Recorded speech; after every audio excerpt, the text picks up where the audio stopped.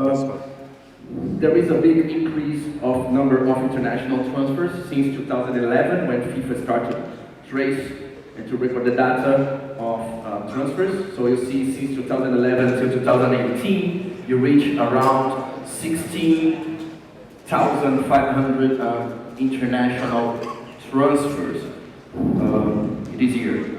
Also, the amount involved in these transfers in US billions has been raising throughout the years, also reaching in 2018 7 billion. I don't know if FIFA has read the numbers of 2019, but I think it's close to these numbers maybe, or a little bit lower, yeah, little bit lower, higher. Yeah, so commissions. FIFA likes this chart to address the problematic involved the agents. These are the numbers of the numbers related to the payment of training compensation, solidarity contribution, and the commissions paid throughout the year. So 2018, 2.1 billion versus 466 million. In 2018, you see the numbers down, 584 million against 90 million to training clubs. So FIFA is saying that this is pretty disproportionate and this shall be tackled by the new regulations. In continuation, please. This is the framework. Back. Yeah. Who used intermediaries? These are the figures since 2013. So releasing clubs, engaging clubs, players, who represented who represent only engaging clubs, who represent only releasing clubs, only releasing and engaging, dual representation, all sides, and only players. Please, Rana, thank you. These are the numbers of 2018, very pretty similar. So here you see number of engaging clubs using the transfer, involved in the transfers, the percentages related to releasing clubs, and in yellow, only players. Same numbers are in that figure. It's a pretty interesting one. So again, the involvement of the agents in the intermediaries in the 2018 market. So pretty big numbers. Here, intermediaries acting for clubs. There we go. Throughout the years, 13, 14, 15, 16, 18. One more, please. There we go. Number of transfers. Engaging clubs is the blue, and releasing clubs the light blue. Amounts involved and number of transfers in red. So these are the numbers and the figures in 2018. So you see there is a big impact of the agents in the market. Intermediaries by confederations. This is pretty interesting. Which the numbers involve each confederation. AFC, CAF, CONCACAF, CONMEBOL, OFC, and UEFA, of course, the vast majority of the transactions involved in the UEFA, the buying market, European market, and how much they spent, almost 73%, more, a little bit more than 73% of all the amount involved in the transfers, or the commission spent with the intermediaries. Thank you, Ronan. So the question is I will start for each one of you before you enter into the discussion of the regulations and the agenda of the intermediaries. I would like to ask our colleagues. We have Alexandria here from FIFPro. We have already introduced her in the previous panel. Mr. Ongaro has been introduced at least 4 times for the last 2 days.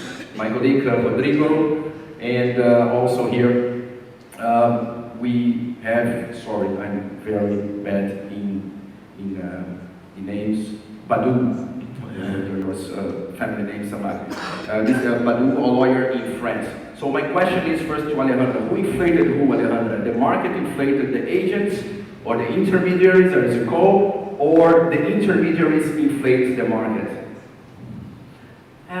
Yeah, tricky question, right? I guess it's both ways in a certain way. But definitely, it is clear that the agents had a great impact in the inflation of the market. That for sure. Mr. Ongaro? After listening to discussions in the task force, I think it's both. But I think that the agents have now the bigger power to inflate than the clubs. That's an interesting statement. Rodrigo? Hello, I think it's the market, and probably this also relies with intermediary regulations improved and enforced, and I think that they opened the field to new actors, to less experienced people, and basically it became like a jungle where everybody can fight. So I think it's the market. I don't think the agents have the power to influence certain exceptions, but they don't have the influence to change that. So we already have some conflicting positions here. Badou, please, as a lawyer in France, what's your opinion on that? Yeah, regarding the agent, my opinion is very clear. Today, the agents are a big power, of course, but the clubs, the players are giving this power to the agents. And today, if we take the situation in the good order, now the clubs are the powerful person in the football, but when they want to work with an agent, they try to give this power to this agent because he can have 1, 2, 3, 5 the coaches in the same team. Okay, before I give the floor to each of the panelists, I would like to focus mainly our debate here. Of course, the participation of the audience is pretty important because, as I said, it's a very important topic. In some topics like registration, the issue of qualification of the agents, remuneration and the respective cap on the agents' fees, conflict of interest and dual representation. I think these are the most important issues, also, my opinion, related also to the minors. Minors are allowed not only to be represented, but also to remunerate the agents. But before going into these specific topics, I would like to maybe ask Mr. Ongaro, Omar, if you could give us a background and the ratio behind this agents market and how FIFA has addressed this throughout the years since 2001, I think 2000. Well, it was even earlier. The first players' agents regulations date back to '91, when FIFA decided that there should be rules on agents, and the first set of rules established a FIFA license. So FIFA was granting a license to whoever wanted to act as an agent. From the very beginning, and contrary to other sports, FIFA allowed agents to act for clubs and for players. So although we are always speaking of players' agents, they were actually clubs and players' agents. So a FIFA license, which was granted subject to a couple of conditions. First, you had to pass a personal interview with somebody at the association where you were domiciled. If this personal interview went well, the association would recommend to FIFA that a license should be issued. FIFA would then ask you to place a bank guarantee for 200,000 Swiss francs. And finally, if this would be met, these conditions, you would receive a license directly from FIFA, which would authorize you to act worldwide as an agent. Clubs and players were obliged to to use only licensed agents, and they were not authorized to use other agents subject to possible sanctions. This was the system that was maintained until 2001. And then in the year 2000, discussions started to change certain things, not last because of pressure from the European Commission, who had raised certain objections in relation to European law principles.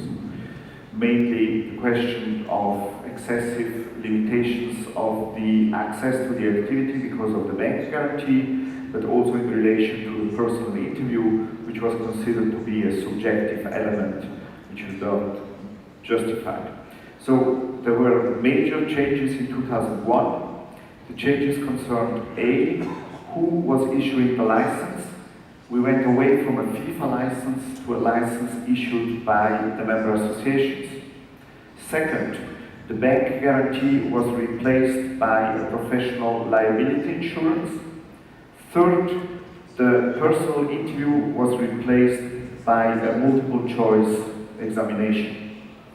So if you passed the examination, you placed your insurance, and you signed a code of professional conduct, you would receive a license by the National Association.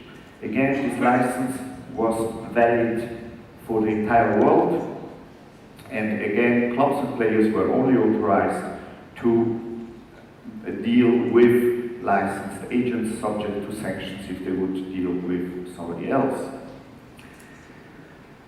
The system kept on going. There was a small change in 2008 when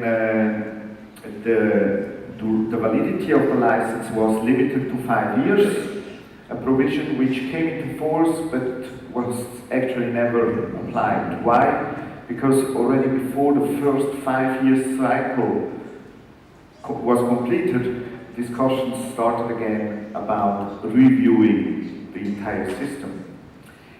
And so these discussions were held with consultations with different stakeholders, not including the agents.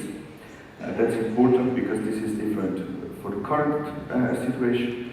And these discussions led to identifying a couple of shortfalls of the system. And one of the main ones was that despite the obligation to use licensed agents, the vast majority of the transactions were actually done with the involvement of non-licensed agents.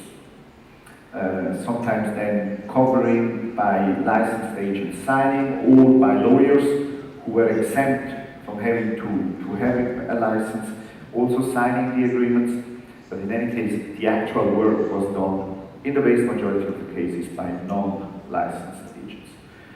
Other problems identified are some of them that you just mentioned. Conflicts of interest were not addressed properly.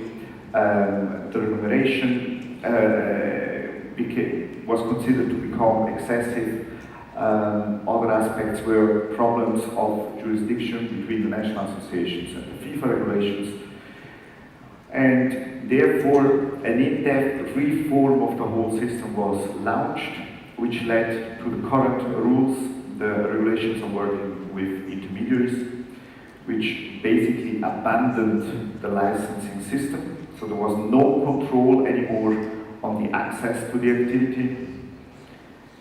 And it was replaced by a registration system, meaning that the intention was to focus on monitoring the transaction and to create more transparency and more security about the transaction itself. And by means of this, the system should be controlled. So this entered into force in 2015, as we all know. Another element of the new provisions was that FIFA would only set minimum standards, meaning that each association was authorized to go beyond these minimum standards with their own regulation if they wished to do so. A couple of years later, we had to realize that once again we had not really centered the middle of the questions. Again, a lot of shortfalls were identified, starting from unequal playing field, because it one association you had less stringent regulations than in others, because some associations had just the minimum standards, others had a lot more complicated and complex set of rules in place. Going on with the fact that the term was used already today, apparently there was a Wild West situation with everybody just jumping into the market with or without knowledge. And another important aspect, if an aim was to control somehow the commissions paid to agents, we couldn't really see any impact on this aspect. So it was not a big surprise that when the stakeholders committee has the first meeting and they decide that the transfer system should be reviewed and potentially reformed, the top point on the list were agents. So we were back, I would not say on square one, because we had a lot of experience, but we were back on reconsidering what to do next. And so together, in consultation with the stakeholders, again, everything was reconsidered. And for the first time ever, we also included the agents in this process. They were not admitted as stakeholders to the task force, but we had several formal meetings with different group of agents. The first meeting included really a broad scale of agents, including big names. So Mr. Raiola was there, Pini Zahavi was there, Mr. Rittmann was there, Jonathan Barnett was there. So the big names were at the table. We had a more or less constructive first meeting. Then we had a couple of 2 or 3 further technical meetings with a smaller group of agents, and also a couple of more informal exchanges with them. So their opinion was part of the consultation process. And after 2 years of discussions, now the task force and the Football Stakeholders Committee have endorsed a proposal for the future, called again Agents Regulations. And if you followed social media this morning, medias in general this morning, you will have read that today in Shanghai the FIFA Council approved this endorsement to create these new rules. And what is the outcome of these new rules? Well, we are going a step back.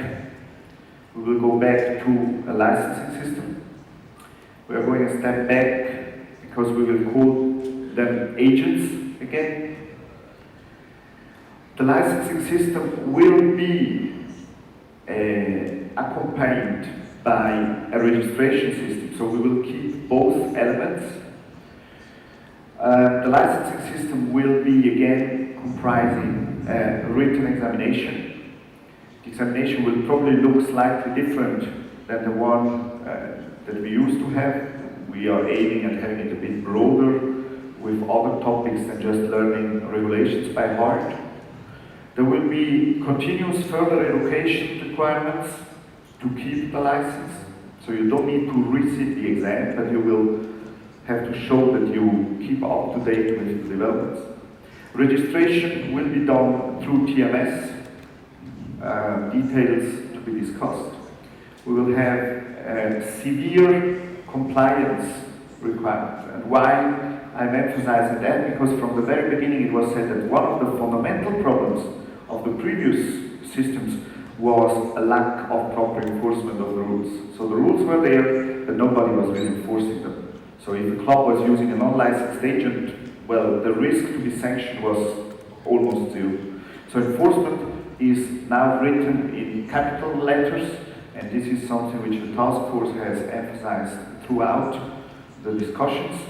So compliance, enforcement will be a key pillar. A very important aspect will be that FIFA will regain jurisdiction over agents. So agents will have access again to an internal dispute resolution system, so they will not be left to ordinary courts or for other forms of arbitration. They will have a forum inside FIFA where contractual disputes can be looked into by a body inside FIFA. As as I said yesterday, for the clearinghouse, probably it will not be the player status committee or the DRC. We will see at creating a specific body for this dispute resolution. So this is the framework, and obviously what is most controversial, there will be the mandatory introduction of caps on agents' fees. This is the result of long discussions, not only about if or not having caps, but also then what caps. So the result now is, for those that don't know it yet, we will have different caps depending on who the agent is representing. We will have an agent representing a releasing club will be authorized to get a commission of up to a maximum of 10% of the transfer fee. If the agent acts on behalf of the player only, there is a cap on 3% of the player's salary. If he acts for the engaging club only, it's 3% of the player's salary again. And the important element is, and this is going also a bit in the direction of conflicts of interest, that in principle, multiple or dual representation will be prohibited, with one important exception.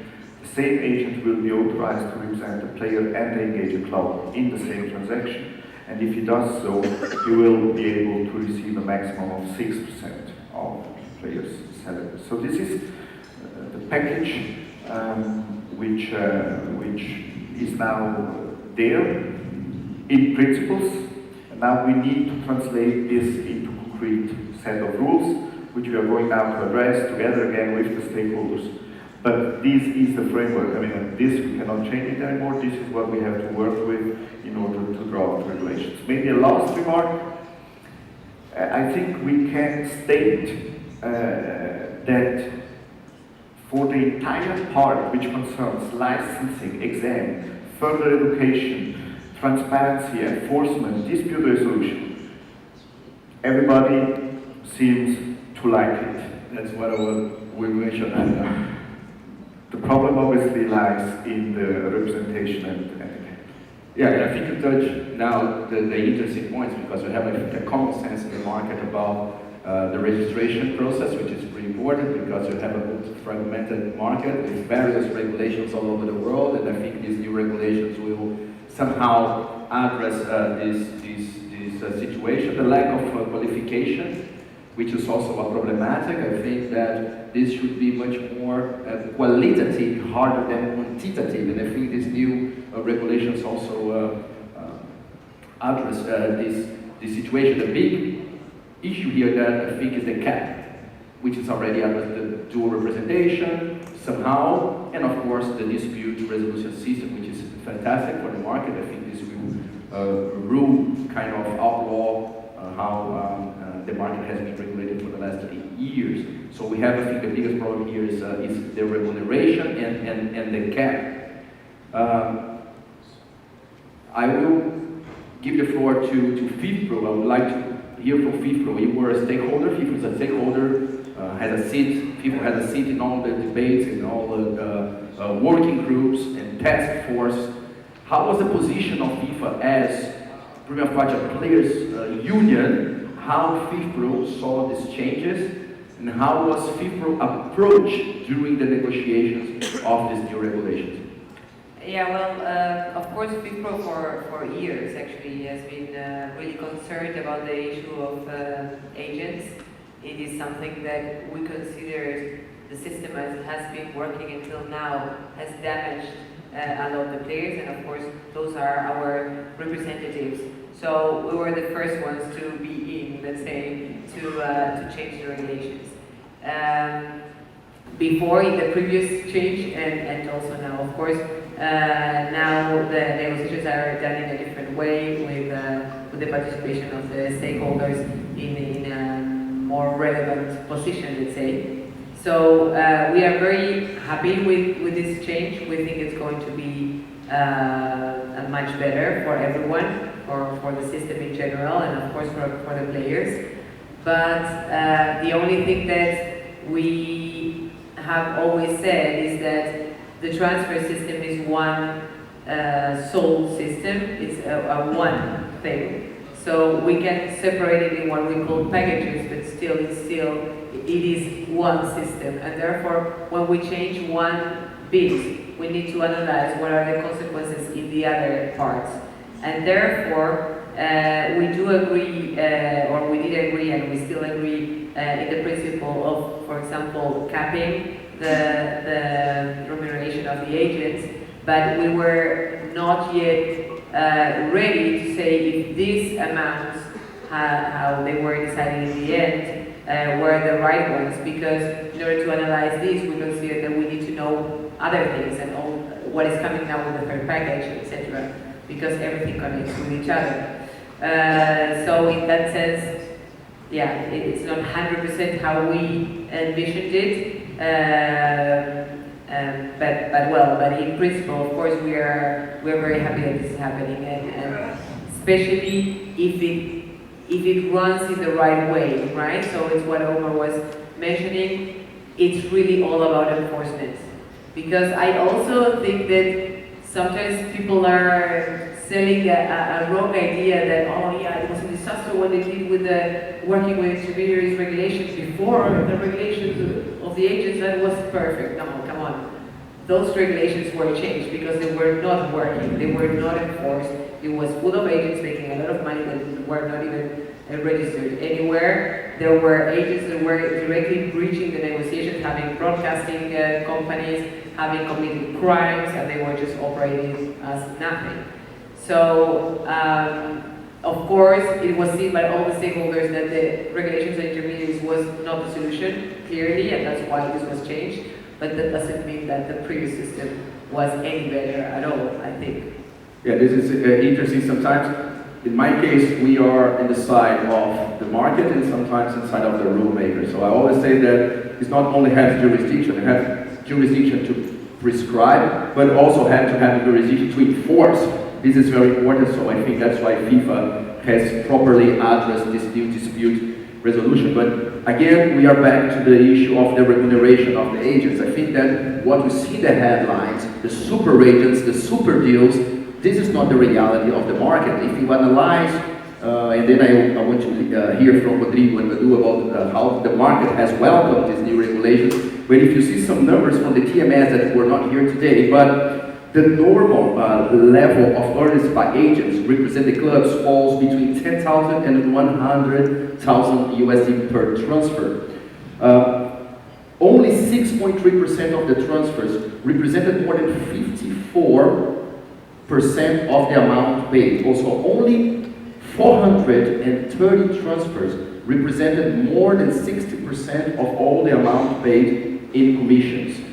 But if you see a breakdown of these numbers, it's not exactly like it shows, because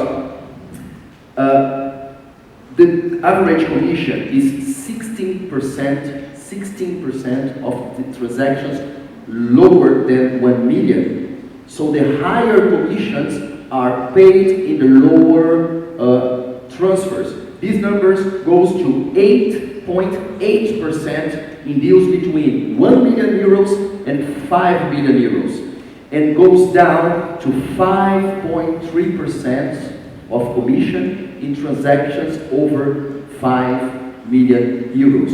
What I'm trying to say is that maybe this new cap will reach the small agents, not the super agents that they like to call. So Rodrigo, you work in a very strong market, the Spanish market. You represent, you advise big agents, big players, clubs. How the market has welcomed this new system, this new regulation, and maybe, in principle, the cap established by FIFA? Well, particularly in the Spanish market, I would say that the agents usually the commissions runs between 5 and 7%. So I don't know the reason why, but they're not so concerned about the cap. But obviously, especially our English clients are more concerned on this. And I share the concern. But do you think that the English market has a natural cap? It's very hard to get more than 10% in commissions. For those that are used to the English market, it's very hard to get 10% or higher. Well, I think the system, in fact, my suggestion would be to follow at some point the FA regulations on this. I think that at some point you have to demonstrate, the club or the intermediary needs to demonstrate if he gets a commission above 8-9%. They need to prove the added value to the transaction, which I think is the proper way to go ahead. Okay, we all agree that maybe 5% is like a standard or was a standard in the market, and maybe this has been abandoned and it's increasing. But I think that all the parties should be able to prove what was the added value and why 50% maybe is unacceptable. I can imagine, I don't know, the transfer of Cristiano to Juve. Does this worth 3% of the player's salary or top 6%? I don't think the impact on the market should probably be bigger than this commission. So I think that system should be a more valid system. I'm really concerned about the validity of the rules in light of Article 101 and 102 of the European Union Treaty. I don't see how this, we'll see how the regulations and what is the reasoning behind the regulations, but I'm concerned about the proportionality of the regulation. Do you think that might have some problems in light of the EU law?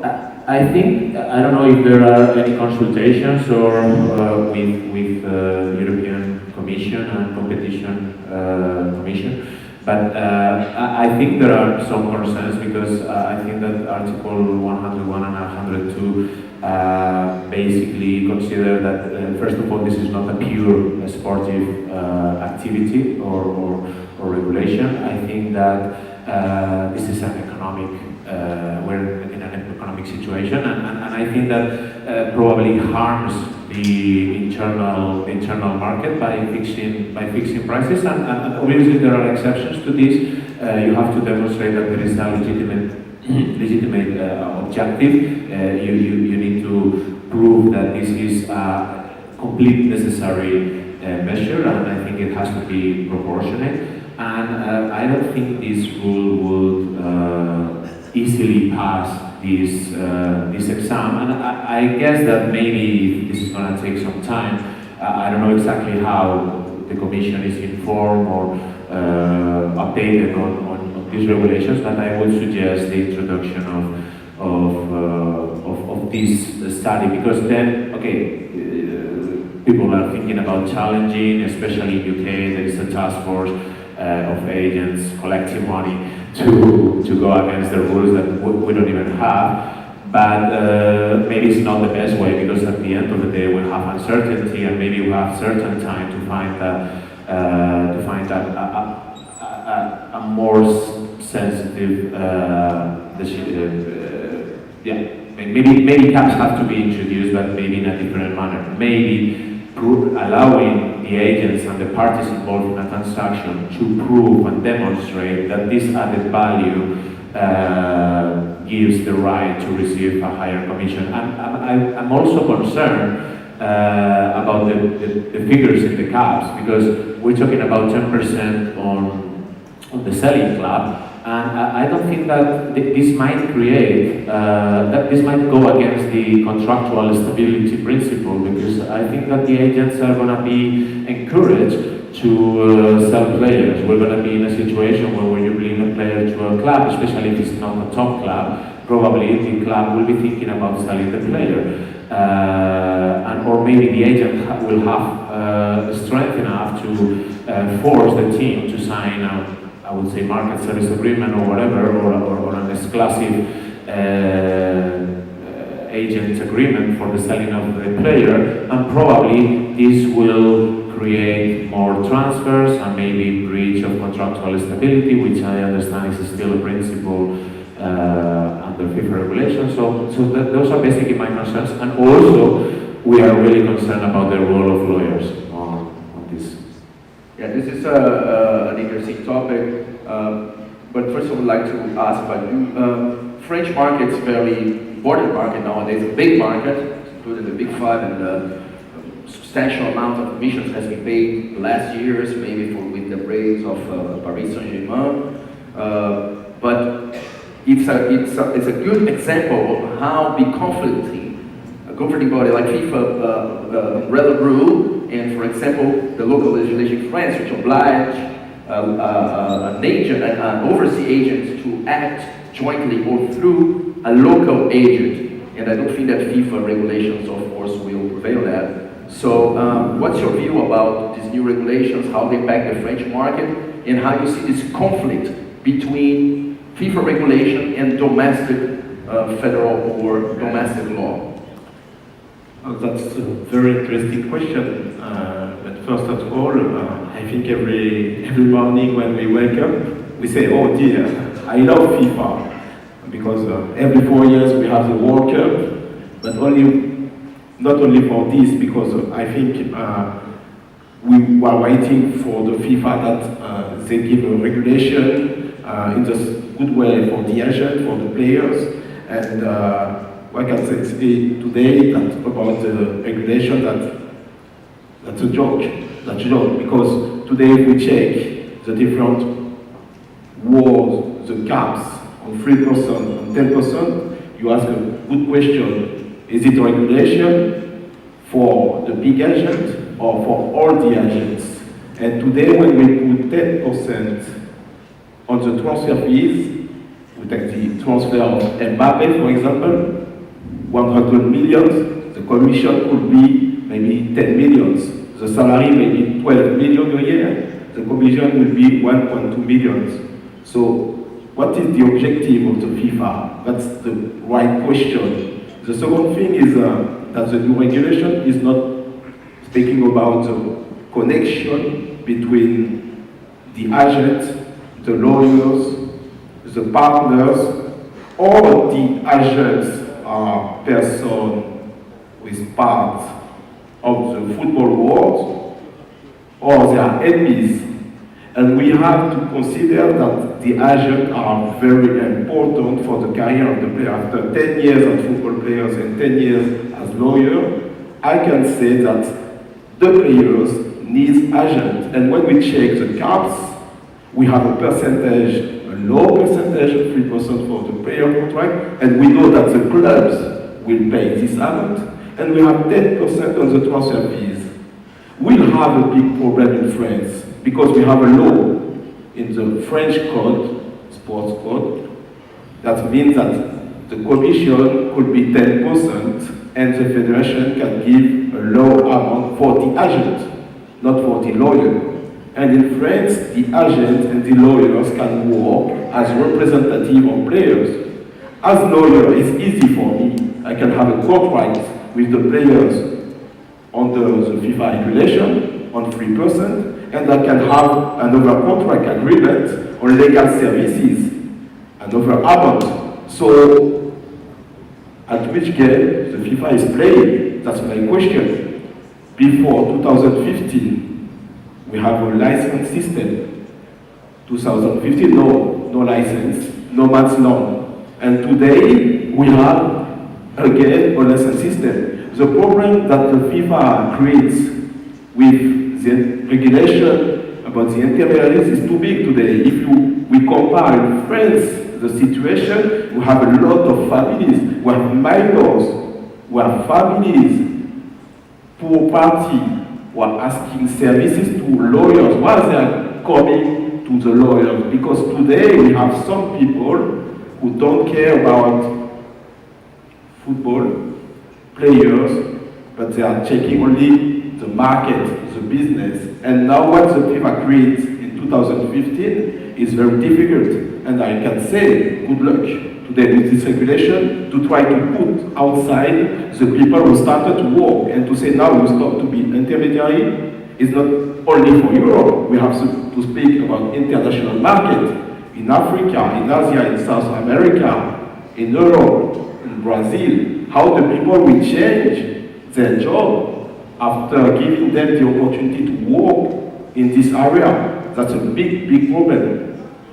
And in France in particular, the license system stayed. when the friends do something good, we can say, and we decide to keep this regulation. And today we can see that FIFA come back and decide to change this. The other thing is we have a stability, contract stability between clubs and players. If the agents are part of this world, football world, we have to put a stability of this contract between the players and the agents. Why?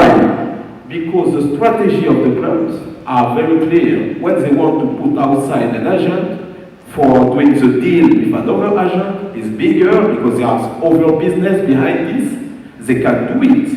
So we have to consider that the relation between an agent and the players start early, and the agent invest the time, a lot of things, put the players, work with the clubs, work with the family, and then we can, say we have a partnership between all the parties of the football world. That's very important to do. Thank you so much, Badou. You and Rodrigo touched one point. I'd like to go back to Omar. Very simple. Omar, any further information about duration of the representation contracts and the natural agents, how they will be addressed in your regulations? You have, can you give us further information on that? So what do you mean, if we have thought about the duration of the representation contract? Yeah, it's the duration of the contract will be still 2 years, and lawyers, for example, are natural agents, so they have to also be registered. Parents, for example, brothers, sisters, siblings, I mean, they can natural agents as well. It's not directly part of the principles that have been confirmed, but during the discussions with the task force, it was clearly mentioned that there should be no exempt individuals anymore. So this means that parents, agents, lawyers, whoever, everybody should take the exam in order to get a license, in order to be able to act as an agent in future. As to the duration of the representation contracts, we know that in the pre-2015 regulations there was a maximum duration of 2 years. Again, it was not part of what has now been endorsed, but during the discussions, again, it was mentioned that if we go back to a licensing system, there should be again a limitation on the duration of the So 2 years with no automatic renewals. This detail I will not confirm here. There will be a limitation. If it's again 2 years with no automatic extension, or if it's 3 years, or if it's 1 year, this was not discussed in that detail. This will be part of drafting the rules. Okay, let's talk before you go to the questions here and also to the audiences regarding minors. We are South America, we have big source of young talented, young starlets, and I am of the personal opinion that between 16, when the players are allowed to sign his first professional contract, this is the most important moment of the player's career. That's where he established his first professional relationship with a club for maybe 5 years, maybe with automatic renewal. And the regulations say that maybe he can be represented in some places, in some countries, but minors cannot remunerate the agents. So I'd like to maybe back to Omar and then see the views of FIFPro and the market. If minors issue is also addressed and if FIFA took into consideration how serious is the situation of the proper representation of a minor in this sophisticated and multi-billion market as football, transfer market. Again, this was certainly a topic which was discussed. We even had consultation with UNICEF on this aspect. How it will be addressed again will be part of drafting the regulations. I mean, I was speaking before about a different format of the examination. So one of the ideas coming from UNICEF would be that you could have a sort of one of the parts of the exam which deals with children's rights, so that they need to show that they have some awareness about minors. If we keep the prohibition to remunerate an agent if the player is a minor, will also be discussed. So again, I can only say it's on the radar. How exactly this will be formulated? So still open. It's still open. FIFPro, any position on the minors? Because I think it's a very important topic. Yeah, well, the thing is that it's a little bit what Omar was saying. It's still a little bit in discussion because we have to see different points. But essentially, I think it's important to also mention that, of course, you have these players that are 16 and that from 16 to 18 that they are maybe in a very relevant moment for their career. But we have to also realize that we have agents approaching 9-year-olds and 8-year-olds. Sure. And this is happening more and more. And this is so dangerous and so tricky and so toxic. So all these things have to be considered together. That's why I think it's very good that we are working together also with FIFA, with UNICEF. We are also regarding minors, and this is connected to agents, but connected to all the system regulating minors.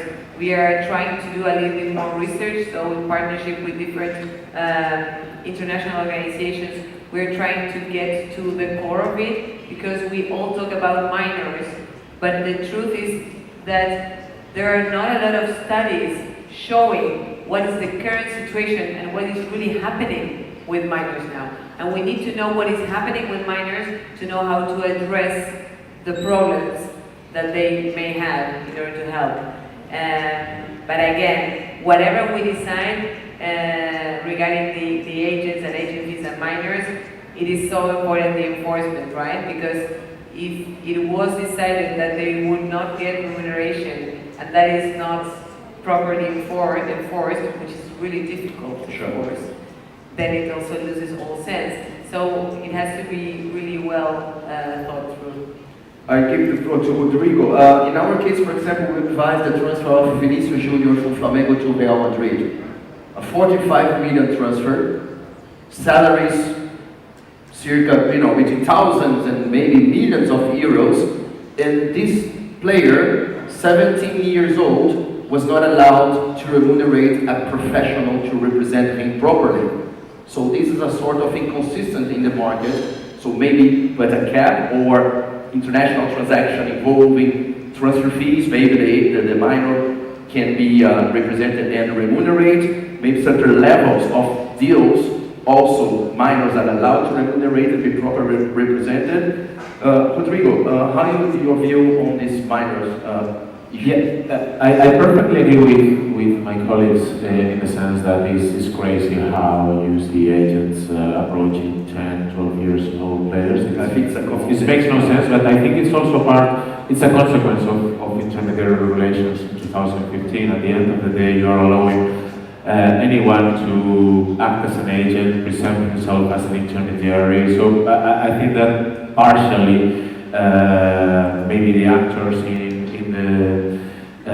this market we are guilty of that. So I agree that this is something that maybe you should simply forbid to approach a player until at least a certain age. I don't know exactly which is that age, but maybe you might give you ideas on that. The problem, and I would like to describe the situation, is that, and it's not usually my problem, but there are a lot of agents that are good at detecting talent, and they are good at watching football and detect the skills, and sometimes those are really small agents, or maybe these new actors in the market, given the new regulations, and at the end of the day, they're never rewarded on this, because in best case scenario, they sign a contract with a 15, 16-year-old player, or obviously his parents, and well, at the age of 17, after 2 years, if not before, because it's really difficult to put a penalty clause in a contract where there's no remuneration, is abandoned and goes with the big ones, or at least a medium-sized agency. So this is a real situation, and I don't know who is rewarding those guys. For example, one of the representatives of the Spanish agents threw the idea of we should create a solidarity mechanism for agents. And I I know that's not going to happen, but at the end of the day, it makes sense because those guys are not rewarded, and I think they might be relevant. So, do we think that the agents are not going to find a way in situations as you described to get remunerated? Let's be honest, it's going to happen. Remuneration will always take place some way or another. Maybe the new system will allow you, but I don't think that remuneration should be forbidden after a certain age. If we're talking about, as you mentioned, international transfer, professional players, so if someone at the age of 16 years old. Exactly, I mean, I think most of the countries establish 16 years old as the legal age to work. So if this is controlled, why avoiding this remuneration? Because at the end of the day, they're going to be paid some in another manner. But I would say that the current system is not working for minors at all. I don't think the parents are ready to deal, and I suffer this every day, to deal with agents, to deal with lawyers, to get into this world, to create expectations. Sometimes they abandon studies. Sometimes, obviously, the fathers at this stage, they all ask for, well, not all, but some of them ask for part of the commission. It's a crazy system. It simply doesn't work. And it affects the minor. At the end of the day, I've got children, and I see those guys, and I say, everybody believes he's the next Messi. And there are always agents, new agents, that go saying, yeah, you're the next Messi. So people tend to believe that their children are the next Messi. So I really encourage you to control of minors, but don't forget that at the end of the day, after a certain age, the agents, or at least the professional agents, should be remunerated, or a system should be established. Thank you so much. So go back, go to the... Yeah, sure, please. I agree with what has been said. The only thing is that I don't agree that now more agents are approaching younger kids as from the deregulation. For sure not. I don't know if any of you have had the opportunity to read a book. It's from, I think, 2013 or 14, from Juan Pablo Meneses. He's a Chilean author. It's called Niños Futbolistas. So it's like kid football players. And in that book, so this book is before the deregulation or the change of regulations. And in this book, what he does is he's a journalist, and he wants to see what is happening with minors in football, and he does it through experience. So it's a very weird way of doing it, let's say. He goes around South America, different clubs, and he wants to buy a kid. Just like that, you know? To buy a football player of 8 years old, of 9 years old, of 10 years old. To see what happens. So he talks with the parents, he talks with the trainer, he talks with the club. So in that book, and so he talks about all these experiences, okay? So how he did it, and he did buy a kid. Let's say, to bring to Europe, he was 11, I think, or 12. So he really executed it in order to prove his theory in the book. So it's a very interesting book, so I highly recommend it. I agree with you, but I think that what you regulate, I think that professional agents, those that are in the market for several years, when they make a contract with a minor, they just don't pay much attention to the minor, in the sense that, okay, they control the player. If there is something they have to deal with Nike or Adidas, or maybe at the age of 16 to get into the salary system, professional, they don't go beyond that. The problem is that the new actors, maybe they don't have another player, just the kid. So they are creating dreams to the family, So I think this type of new actors, the ones that are allowed in the current regulations, are the ones that are somehow destabilizing the market, or increasing something that already existed, of course. Yeah, but exactly what I understand the point, but I really think that it has always been like that. Yeah. But we are here talking only about the agent's approach. approaching young players. But if you see the TMS numbers that were presented in Edinburgh, the number of signings of U20 players are raising and raising. So if you sign U20, you sign U18, you're gonna have now the U15 World Champion. And if you see, I have already loads of scouts from big European clubs that are flying to see the U15 players. So it's not a problem of only the agents. Also, the big clubs, they are paying agents, they are paying scouts to see this wondering who's the next wonder kid. So we are very focused on the agents, but maybe it's the problem of the market that more and more is searching for the new Neymar, the new Messi, the new Cristiano. So who's next? Who's the new wonder kid? Who's the new U15? And again, I have all the scouts of all big clubs, European clubs, flying to see the U15 World Cup champion. So I think it is a problem of the system maybe, not only a problem of the agents. But it's even, I mean, you know, in the discussions with UNICEF, this was very interesting because we are speaking about the system, and where is our system stopping? Our system somehow has to stop with the players, with the clubs, with the agents. Where are the parents, right? We were speaking with no, he's not an ambassador, but a representative of UNICEF in Africa. And he says, how many African 14, 13-year-old players are in Europe or in Asia?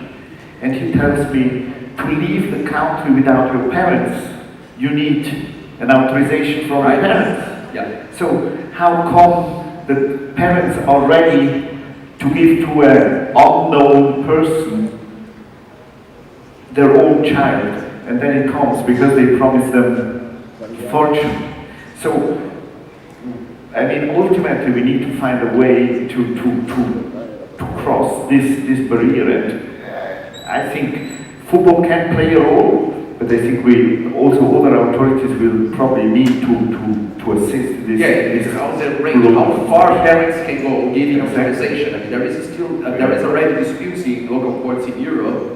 How far a parent can give, for example, an authorization for someone to sign, or the parents to sign on behalf of a player and to establish and determine the future of the player when he was 15.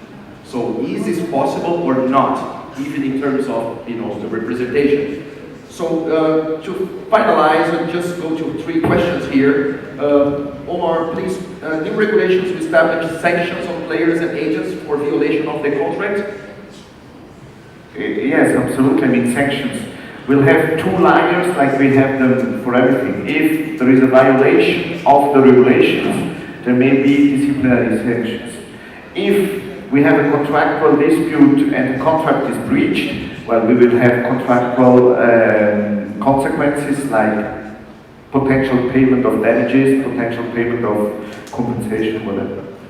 Regarding the cap, I think you have enough discussions on that. I think this is already decided, so the second question is much more as a principles, but again, this has been already established. Also, regarding the local legislation, Badou has already addressed this. Somehow, when this will come into force, Omar? Again, as I said before, now the next step is drafting.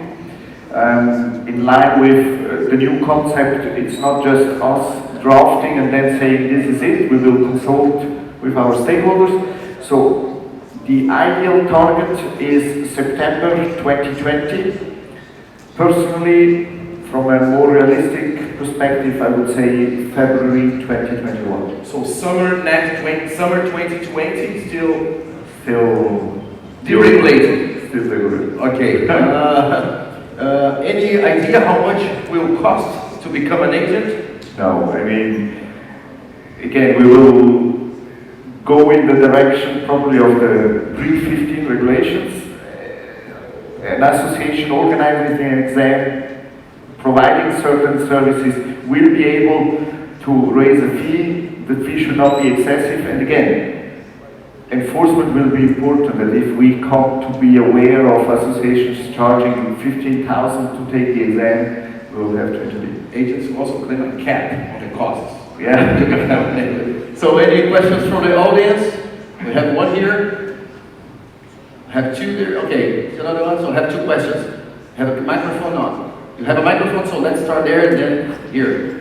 Okay, please identify yourself, name. Yeah, my name is Omar. So I have a question. So what were the methodologies that were used? Could you speak louder, please? A little bit. Thank you. What were the methodologies used in terms of how to come up with the numbers regarding the commission caps or the remuneration caps in terms of the 3%, 6%, and 10%?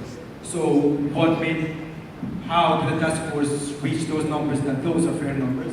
That's one part. The other part, sorry again, I'm not an expert on European law. Please go ahead. Doesn't the cap conflict with the European law on restriction of trade, as other occupations are not restricted by how much they can charge in terms of like engineers, doctors, physicians, or whoever are not really restricted by income. However, agents in this would be more or less could be restricted on how much. Yeah, I think Rodrigo has already asked answer about the legality of this cap in terms of the EU law. Yeah, I raised my concerns on this. I think there's no way there are basically, at least in Europe, it's not only the treaties but also our local laws establish ambush law, which basically establishes that it's not possible to put caps by bar associations or. I think time will tell. Just for your information, I think it's FIFA already knows that there will be at least 2 challenges before European courts very soon. They have already announced this publicly, so very soon, as soon as this comes into force, this will be challenged by 2 associations minimum. So I don't know, maybe some individuals as well. Could I ask Omar in this sense, is the European Commission involved in or updated, or We update them regularly on what's going on, but they did not so far express a particular opinion, which is pretty obvious for them. Because it's used to these disputes already, So, TPO and everything. Exactly, It's part of the game. I may be repeating a bit what my boss said a couple of weeks ago in another similar conference. It's clear we will face the challenges. We had a TPO challenge. Everybody was saying from the beginning that it would contravene European law principles. Until now, we don't have such a decision. So we will see, absolutely. You mentioned the test that we will have to be able to demonstrate that we stand it. This is what has been provided, this is what we will present, that we are confident that we will be able to defend this system in front of the Commission or in front. And what's the rationality behind the caps, the amount, how you reach this 3, 4, 6%? There was a long discussion about this. There was, the task force was trying to create a holistic approach where there was where there was a dependency between all the constellation. Ideally, I think everything would have been linked to the player's salary, but for the releasing club, it's just difficult to link it to a salary which is linked to a new employment contract. So we were not able to fix that in. I remember we had a whole day meeting in Monaco discussing that, trying to put it in, and it was just not feasible. So what did we do? We looked at the figures that were available. We came back with that, and we fixed 10%, which seems to be more or less, you emphasize the differences in the different scales and so on, but this seems to be more or less what's on the market. We try to do more or less the same. There were ideas, you can say it openly, there may be 5, 10 on this side would have been more logical, but in the end, the task force said, we want to have an impact on the market. If we say 5, 10, we don't really have an impact, so it should be less than what we have now, so let's go for 3, 3, 6. Thank you, Omar. Juan, please. Hello, Juan again from LaLiga in Egypt. This question is for Alexandra. Here in Egypt, LaLiga, we have signed an agreement with the United Nations Migration Agency. We became goodwill ambassadors of the UN migration, and we are doing projects to end racism, discrimination, given the fact that football is an industry basically based on migration. Now they are starting to raise the interest to tackle trafficking in sports and child trafficking in sports, and it's something you were somehow highlighting. And at the end, there are several organizations, UN agencies, NGOs that are working in this field. So with which organizations, either in UN or NGOs, you think is good to work with, or have you worked with in order to tackle this issue, which I believe is very important to tackle? Well, as I said, until now, we have discussions with different organizations, but more in depth with UNICEF specifically. We have a project together also, and also with the World Players Association. With the World Players Association, there is a very interesting project coming up. So there's a research that is going to be done to players that are adults about their childhood, so when they were minors. Which is interesting because sometimes if you just address the minors while they are minors, they are not mature enough, and how can you tackle certain topics? Because you're of course dealing with a minor, so you have to respect their rights and they're fragile and all these things. So it was thought that it was a good idea to ask the players when they're already grown-ups about how they lived their childhood as football players. And that research will tackle different areas. So we will go on education, on formation, on football formation, but also on harassment, abuse, pressures, anti-pressures, the relationship with the agents, the relationship with the club coach, etc. So it's in diapers, as I say sometimes. So it's really, we're just starting to build this up with the World Players Association, but I think it's going to be an excellent survey that will bring a lot of light on what is happening with minor players. Take a last question, Patricia, please. Oh, there's another one. Okay, there is another one there. Okay, so two more. Okay, three. If you go fast, it can be three, no problem. So three. Okay. Yeah.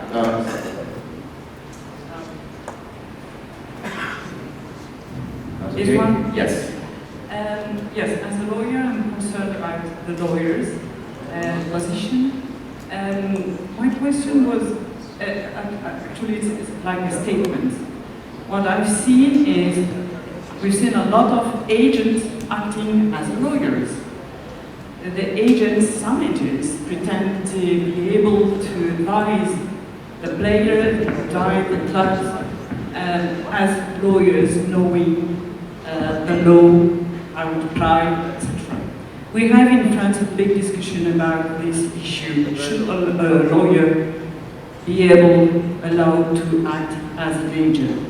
And with Badou, we do not agree together, but it's very interesting discussion sometimes, because what we do is that my view is a lawyer is independent and should stay independent. And to be independent, it's very important that your remuneration is not linked to the result of the negotiation. This is our deontology in France and in many countries. An agent is totally different, and player needs agents, for sure. Mainly unknown players, mainly players in Africa, they need an agent. And even mere minders, overall, they need an agent. But my way is they also need a lawyer. So my question is, maybe it's crazy, but the future could be that FIFA should take into consideration that to protect minors, to protect players, the role of a lawyer beside the agent is important.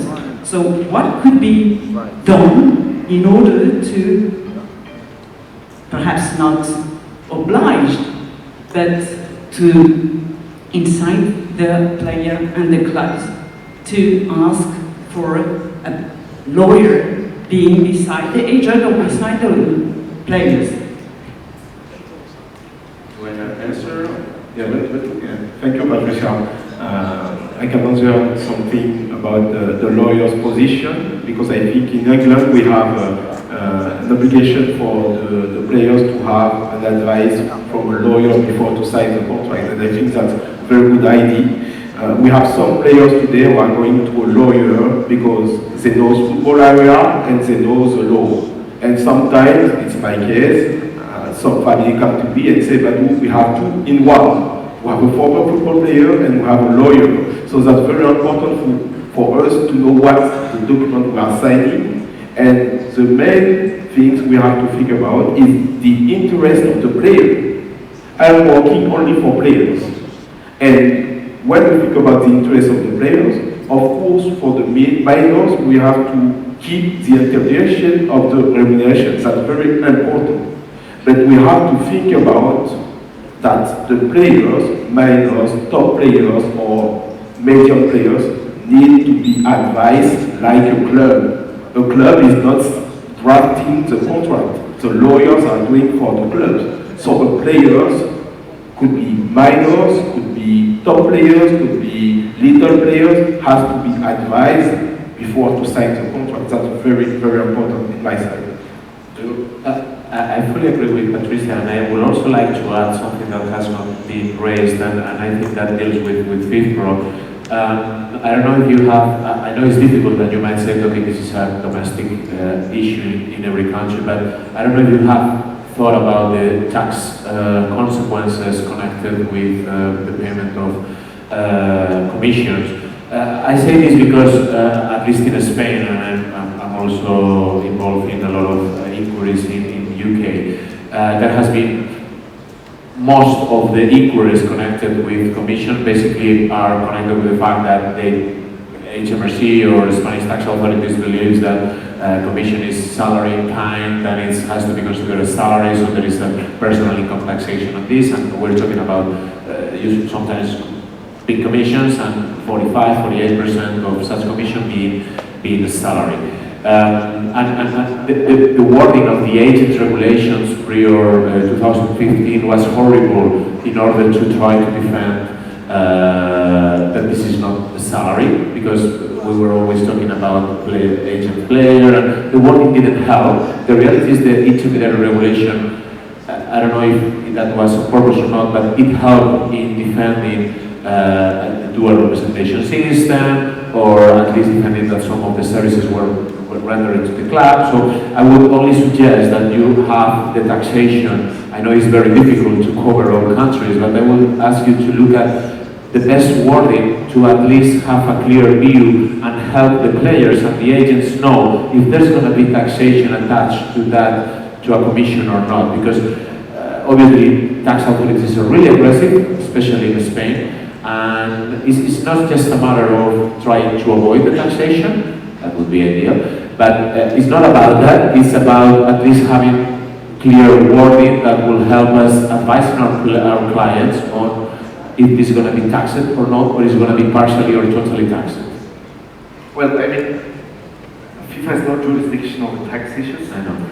But tax issues were a topic in the discussions of the task force. For example, a proposal that was put on the table was the so-called player pays model, whereby in future only the player will be able to pay an agent. And the model was rejected inter alia because the clubs raised tax on some issues. So it was discussed.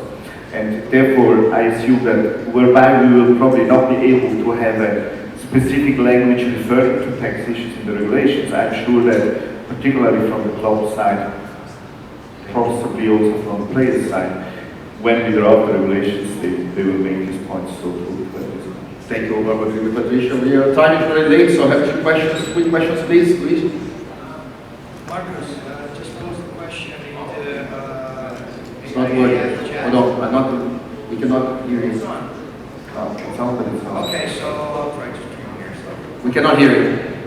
Yeah, I think you can, doesn't you? No. No? Okay, I'll raise my voice. Can you hear me? Yeah. Okay, good. So what do you think about the question posed in the chat, which means that instead of discussing a cap, a scale fee percentage would be suited better in terms of interference into entrepreneurship when you set the cap. So I'd like to address this question to the whole panel. I think it's worth the debate. Yeah, this is the, was our proposal, some discussions internally, but maybe Omar or Alexandria can see what has been discussed already. I think Marcos said it properly. I mean, it could be for a debate, but as I said before, there is a decision. Yeah. So certainly this was discussed, certainly, yeah. But caps depending on the... I mean, most of what I read here on the questions with potential other alternative solutions, I can assure you they were on the table during these 2 years. So again, finally the decision was taken to go in that model, and that's the final and ultimate situation which we now are in, and which we will defend and prepare and work on. Thank you. For next question. Yes, Marcos, we are always talking about very high salaries and very high transfer fees, but it's not the reality of the world. Exactly. So could it be attractive to agents working for small players that they never come to Europe, or they never will have a big transfer fee or a big salary? So maybe agents will leave these kind of players alone. So I think, and I talk with Alexandria, with Omar, that this cap will be at last against medium players or small players. What do you think about that? That's what I said in the beginning. I think the numbers shows that I'm of the opinion that this will reach the small agents and consequently the average and small players in terms of representation. But maybe FIFPro can address this. Yeah, well, the thing is that, I mean, of course I do see this point, we have discussed it also before, but there's also the situation that we now face. I mean, in Latin America, we have agents charging 50%, right? And I mean, this is true, and even more.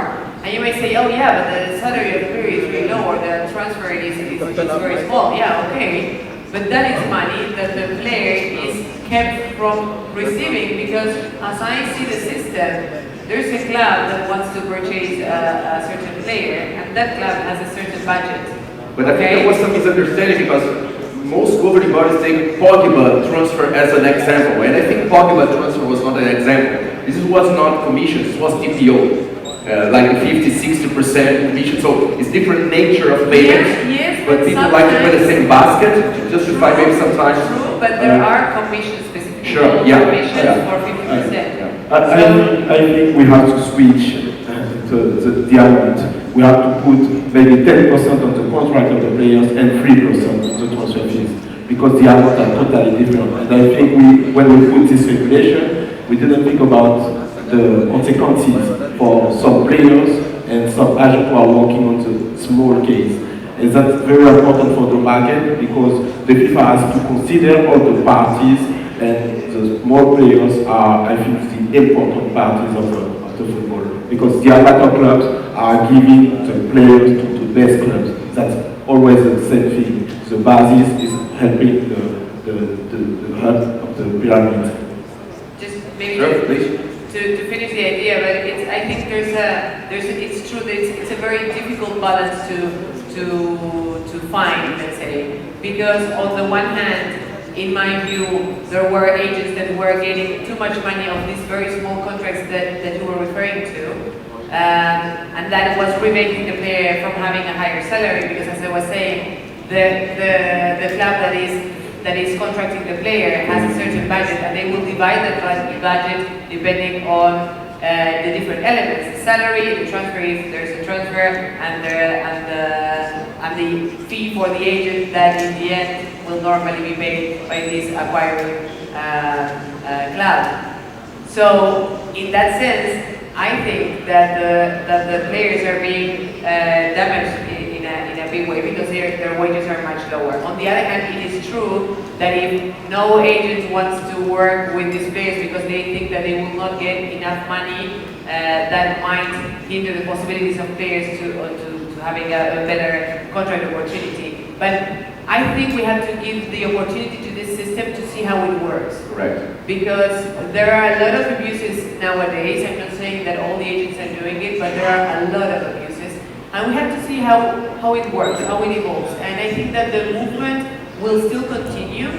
I really don't think that it will affect that much the players that have. Thank you. But you have 10 seconds. Yeah, counting. Now, just about the negotiation of the contracts, it's very important to understand that when an agent or representative has a discussion with a club, a negotiation of the contract, first of all, he negotiates the contract of the player, and then he negotiates the part of the commission. That's the right way, and if we keep this right way, that will not affect the players' contract. Of course, that will affect the clubs, but the clubs have the money, have the power. So I think in this way we can find the good solution, and the percentage that we have this week, I think could be 10% for the contract of the players and 3% for the transfer fees. Because transfer fees and to have a mandate for the transfer fees is only for big agents, not a small agent.